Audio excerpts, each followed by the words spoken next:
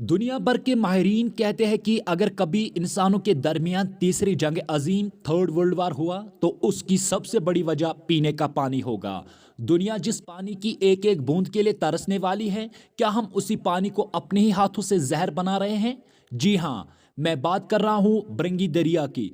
डक्सुम जंगलात के पाकीज़ा चश्मों और सिंथन के बर्फैली चट्टानों से पिघल कर आने वाला ये दरिया कोई आम दरिया नहीं, बल्कि हमारे ब्रेंग इलाके की जिंदगी का वाहिद सहारा है।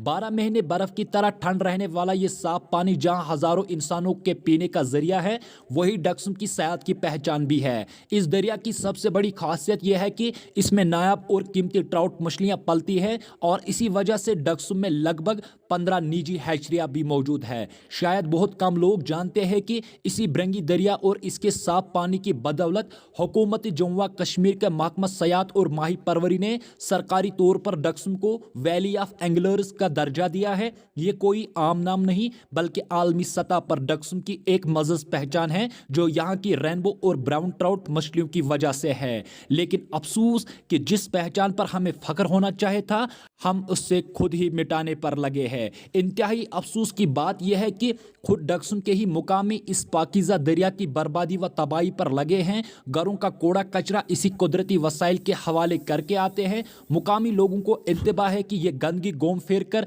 संगीन बीमारियों की शक्ल में आपके साथ साथ और बाकी घरों में वापस आ रही है। कुदरत के इस तोहफे को तबाह करने की सजा पूरी आबादी को भुगतना पड़ेगी और उन छोटी नदियों में भी कूड़ा कचरा फेंक दिया जाता है जिन नदियों का पानी आखिरकार इसी ब्रंगी में पहुंचकर बहता है। दूसरी तरफ इस संगीन तबाही पर इलाके खासकर मज़कूरा गांव के जी इज्जत जिम्मेदारों और मुतलका महकमों को भी आगाह किया जाता है कि कुदरत के इस वसाइल को बिगाड़ने से बचाया जाए, खासकर जहां जल जीवन mission, PHE, flood control, tourism, fisheries और कुकरनाग डेवलपमेंट अथॉरिटी, इन तमाम महकमों की बुनियादी जिम्मेदारी है कि वो आगे आए और इस दरिया के तहफ़्फ़ुज़ के लिए अपना फ़र्ज निभाए। खुसूसन महकमा पीएचई और जल जीवन मिशन के जिम्मेदारों को अब जागना होगा और इस कचरे को दरिया में गिरने से रोकने के लिए पूरी ठोस इंतजाम करना होगा, क्योंकि आवाम की सेहत इनके हाथ में है।